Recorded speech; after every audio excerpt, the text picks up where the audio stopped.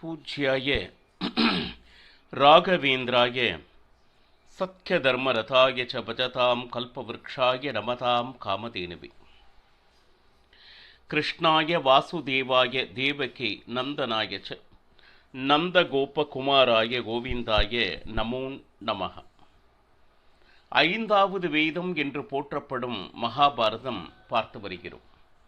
இப்போ சரோவரத்தில் இருக்கின்ற அந்த யக்ஷன் பலவிதமான கேள்விகளை கேட்க, அதற்கு தர்மராஜன் சாஸ்திரங்களை படித்ததனால் மட்டும் அல்லாது தன்னுடைய அனுபவ ஞானத்தின் மூலமாக அந்த கேள்விகளை எதிர்கொண்டு இருக்கிறார். இப்போ இது ஏதோ தர்மராஜனுக்கு கேட்கப்பட்ட கேள்விகள் அப்படின்னு அவன் நினைக்கப்படாது. அது என்னன்னா, நம்ம வாழ்க்கையில எல்லோரும் அறிந்து கொள்ள வேண்டிய மிக முக்கியமான விஷயங்களை யக்ஷன் மூலமாக நமக்கு மகாபாரதம் அறிவுறுத்துகிறது. இப்போ கேள்வி எப்படின்னா, ஒரு நாடு சாகிறது. இப்போ ஒரு மனிதன் எப்படி சாகிறான் அப்படின்னு சொல்லிட்டு ஏற்கனவே முந்தைய கேள்வி இருந்தது, தரித்திரத்தினால் அப்படின்னு நாம பதிலை பார்த்தோம். இதே ஒரு தேசம் வீழ்கிறது அப்படின்னா அதுக்கு யார் காரணமாக இருக்க முடியும்? ஒன்னே ஒன்று, அந்த தேசத்தின் ராஜா சரியாக அந்த ராஜ்யத்தை ஆளாவிட்டால், சரியாக அப்படின்னா தர்மத்தின்படி அவன் அந்த ராஜ்யத்தை ஆளவில்லை என்றால் நிச்சயமாக அந்த ராஜ்யம் சரிவைத்தான் சந்திக்கும், அது இறந்துவிடும். அப்ப என்னாச்சு, அந்த ராஜ்யமே இல்லாமல் போகும். எங்கு பார்த்தாலும் பசி பட்டணி லஞ்ச லாவண்யங்கள் இருக்கும் பொழுது பணங்கள் பல இடத்தில் வெளியே வர முடியாம என்ன சொல்லுது, தனக்கே வேண்டும் என்று என்று வெளியே வராதபடி அமுக்கப்படுகிறது. அப்ப என்னாச்சு, நிச்சயமாக விலைவாசி உயரும். ஒரு அளவு தான் மக்கள் தாக்கு பிடிக்க முடியும். தர்மம் இல்லாமல் போகும் பொழுது அந்த ராஜ்யம் வீழ்ச்சியை அடைந்தே தீரும் என்று மகாபாரதம் எச்சரிக்கிறது. மட்டுமின்றி பித்ருகாரியம், அடுத்த கேள்வி, பித்ருகாரியம் நாம ரொம்ப ஸ்ரத்தையாக பண்றோம். சாஸ்திரம் சிரார்த்தம் அப்படின்னாலே ஸ்ரத்தையோடு செய்வது சிரார்த்தம். அதுவும் இறைவனுக்கு நம்ம பெரியவர்களுக்கு செய்யும் போது நம்மளுடைய அந்த கவனம் சிதறாமல் முழுக்க முழுக்க ஸ்ரத்தையோடு செய்ய வேண்டும் அப்படின்னு சொல்லியிருக்காங்க. ஆனால் நீங்கள் எவ்வளவு ஸ்ரத்தையோடு செய்தாலும் அந்த பித்ரு காரியம் எப்பொழுது சாகிறது, அதாவது அதனுடைய பலன் கொடுக்காமல் போவது எப்போ அப்படின்னா பாருங்க,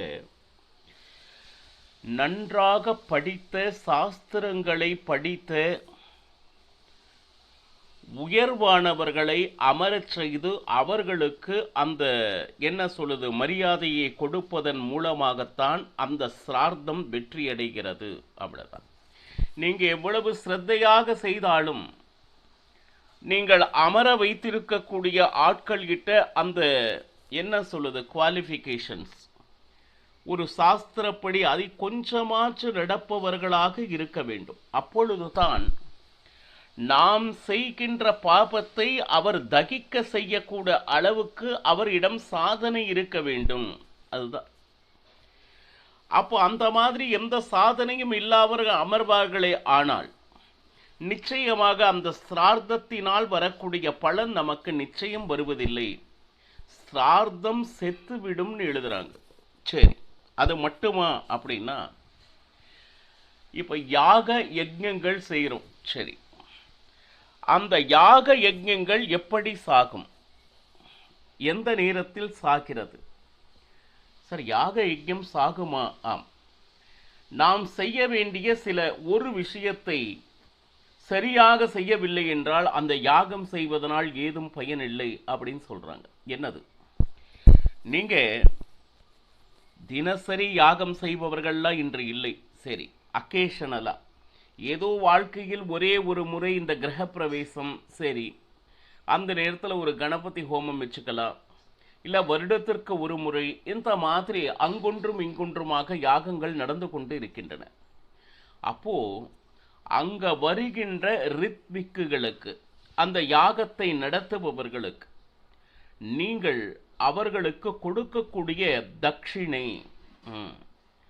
இப்போ அதற்கு பேரம் பேசுவதுன்னு கலியுகத்தில் எல்லாமே வியாபார பொருளாகிவிட்டு, அவர் ஒரு விலை கேட்க இவ்வளவெல்லாம் கொடுக்க முடியாதுன்னு சொல்ல, இவ்வளவுதான் தருவேன் என்று சொல்ல, இந்த மாதிரி விஷயங்கள் மகாபாரதம் சாஸ்திரம் ஒத்துக்கொள்வதில்லை. அவர்கள் அன்பாக வந்து செய்ய வேண்டும், அவர்கள் திருப்திப்படும்படி தட்சணையை கொடுத்து அனுப்ப வேண்டும். நீங்க ஒரு வருஷத்துக்கு 5 யாகம் செய்பவர்களாக இருந்தீர்களானால் ஒன்னே ஒன்று யாகம் செய்யுங்க, தப்பில்லை. ஆனால் வந்தவர்களை திருப்திப்படுத்தி அனுப்பும்படி ஒரு முறை செய்யுங்கள். அப்பொழுதுதான் அந்த யாக யஜ்ஞத்தினுடைய பலன் நிச்சயமாக நம்மை வந்து சேரும் என்று எழுதுகிறது. நம்பர் ஆஃப் டைம்ஸை கம்மி பண்ணுங்க, ஆனா ஒரு தடவை செஞ்சாலும் திருப்திப்படும்படி, அனைவரும் சந்தோஷப்படும்படி நீங்கள் செய்ய வேண்டும் என்று மகாபாரதம் அறிவுறுத்துகிறது. அது மட்டுமல்லாமல் நிறைய கேள்விகள் இனி அடுத்த வரிசையாக வருகிறது. இந்த தபஸ் தபஸ் அப்படின்னு சொல்றாங்களே, தபம், வாழ்க்கையில் தபம் கண்டிப்பாக ஒரு மனிதனுக்கு இருக்க வேண்டும் அப்படின்லாம் சொல்றாங்களே, அது என்ன அப்படின்னா, தபஸ் என்றால் நாம் எந்த வகுப்பில் இறைவனுடைய ஆக்ஞையிலால் பிறக்கிறோமோ, இப்போ இறைவனுடைய ஆணைப்படி பிராமணர்களாக சத்திரியர்களாக ஒன்றும் எதுவுமே மேல் கீழ் என்கின்ற பாகுபாடெல்லாம் இல்லை. ஆனால் நீங்கள் எந்த வகுப்பில் பிறக்கிறீர்களோ அதற்கு உண்டான தர்மங்கள் அப்படின்னு ஒன்று இருக்கு. சரி, இப்போ பிராமணனாக பிறந்துட்டா அவனுக்கு பலவிதமான தர்மங்கள் நீங்கள் செய்தே ஆக வேண்டும் என்று சாஸ்திரங்கள் எழுதியிருக்கிறது. அதை எந்த காரணத்திலும் நீங்கள் செய்யாமல் விட்டால் அது உங்களுக்கு பாவம் தான் வந்து சேரும். இப்போ சத்திரிய தர்மம் அப்படின்னா நிச்சயமாக போர் சமயத்தில் அவன்தான் போரில் முக்கியமாக இருந்து, இப்போ உதாரணத்துக்கு அர்ஜுனன் தயங்கினான். சத்திரியனாக பிறந்தும் இவர்களை நான் எப்படி கொள்வது என்று கைகள் நடுங்குகிறது அப்படிலாம் சொன்னான். ஆனா கண்ணன் என்ன சொல்றான், நீ ஒரு சத்திரியனா, அதனுடைய தர்மப்படி நீ நிச்சயமாக போரிட வேண்டும் என்று அவனை அறிவுறுத்தி மிகப்பெரிய மகாபாரத யுத்தத்தை செய்தார் அல்லவா. சரி, அதே போல அந்த அந்த வகுப்பினருக்கு தர்மங்கள் என்ன என்ன சொல்லப்பட்டிருக்கிறதோ அந்த தர்மத்தை விடாது அனுஷ்டானத்திற்கு கொண்டு வருவதே தபஸ். ரொம்ப கஷ்டம். ஏன்னா ஒரு பிராமணனாக பிறக்கிறது அதெல்லாம் ஒரு பக்கம் இருக்கட்டும், ஆனா பிராமணனாக வாழ்வது என்பது ரொம்ப ரொம்ப கஷ்டம். ஏன்னா பணத்தின் மேல் நிச்சயமாக ஆசையே வைக்கக்கூடாது. இன்னும் சொல்ல போனா அந்த காலத்திலிருந்து இந்த காலம் வரையிலும் ஒரு கதைகள் சொன்னா, ஒரு ஊர்ல ஒரு ஏழை பிராமணன் இருந்தான், இப்படித்தான் கதை போகிறதே தவிர பிராமணன் செல்வந்தனாக அப்படின்னு சொல்லிட்டு எந்த கதையிலும் நாம் பார்க்கவில்லை. எந்த காரணத்திலும் அநியாயம் அப்படிங்கிறது அவனுடைய வாழ்க்கையில செய்யவே கூடாது. சரி, ரொம்ப கஷ்டம். அந்த சாஸ்திரங்கள், உபவாசங்கள், காலையில் எழுந்திருக்கக்கூடிய அந்த திரிகால சந்தியாவந்தனங்கள், சுவாமிக்கு செய்யக்கூடிய ஆராதனைகள், இப்படி ஒரு காலை முதல் இரவு வரை பலவிதமான நியமங்கள் அவங்களுக்கு கொடுக்கப்பட்டிருக்கு. ஆனா இது செய்யறது கஷ்டம்தான். ஆனா ஒருவேளை நீங்கள் கஷ்டப்பட்டாவது அதை செய்து விட்டீர்களே ஆனால் இகலோகம் பரலோகம் என்று சொல்லியிருக்கு. அந்த பரலோகத்தில் அவர்களுக்கு நிச்சயமாக சத்கதி கிடைக்கும் அப்படின்னு சொல்லிட்டு அறுதியிட்டு கூறுகிறது மகாபாரதம். ஆனால் எப்போவோ இறந்த பின்பு நான் பார்க்க முடியாத உலகத்தில் எனக்கு சுகம் கிடைக்கும் என்பதற்காக நான் இங்கு கஷ்டப்பட தயாராக இல்லை என்பதே இன்றைய கலியுகம் சொல்கின்ற ஒரு விஷயம்.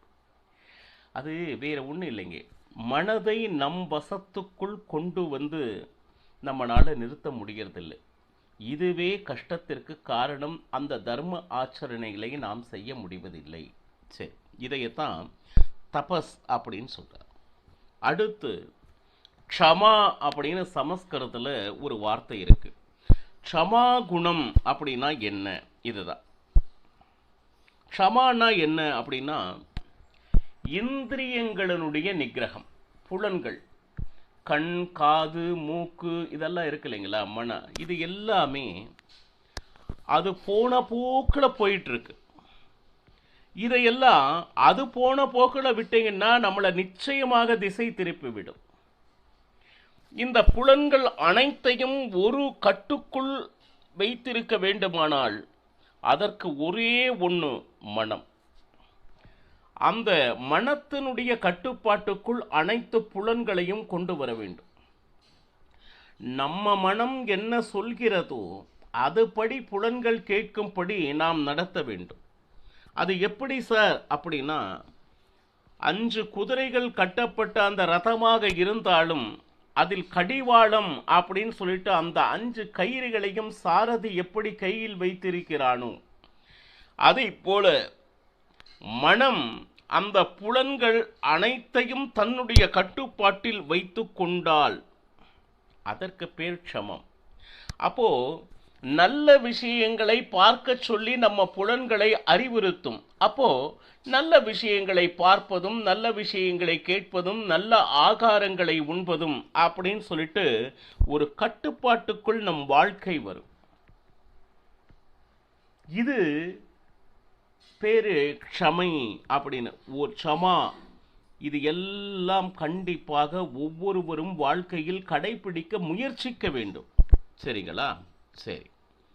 ஏன்னா நீங்கள் இதை செய்யலைன்னா எதையெல்லாம் கேட்கக்கூடாதோ அதெல்லாம் கேட்டுட்ருக்கும். நீங்கள் காதில் பஞ்ச பிச்சு அடைச்சாலும் அந்த கேட்கணுங்கிறத ஆசையினால அதை எங்கேயோ அந்த மெல்லமாக சன்னமாக வந்து விழுகுதே, அதை கேட்க வேண்டும் என்று தூண்டும். அதே போல எதையெல்லாம் பார்க்கக்கூடாது அப்படின்னு மனது சொல்லுதோ அதையும் மீறி ஒரு கண்ணில் அப்படி எப்படியாச்சும் அதை பார்த்துடணும் அப்படிங்கிற ஒரு வேட்கை நிச்சயமாக இருக்கும். அப்போ என்னாச்சு, புலன்கள் வழி போகும் பொழுது அது கொஞ்சம் கொஞ்சமாக பார்க்கணும் அப்படிங்கிறத அதை கொஞ்சம் அதிகப்படுத்த ஆரம்பிச்சிடும். முதல்ல மனதில் அதை பார்க்க வேண்டும் என்கின்ற அந்த ஆசையை அறவே அழித்து விட்டால் புலன்கள் பார்த்தாலும் இது கெட்டது என்று நம்பி அந்த பக்கம் போகாமல் இருக்கும். முதல்ல இது தவறு என்பதை ரொம்ப அழுத்தமாக ரெஜிஸ்டர் பண்ணணும்.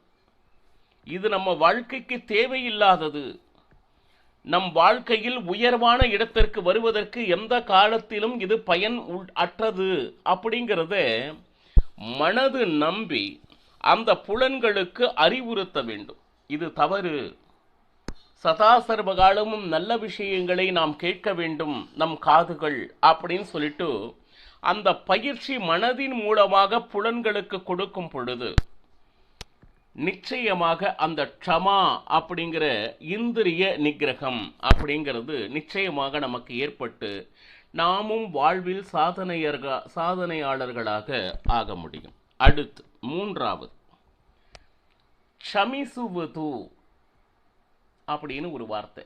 அப்படின்னா என்னன்னா,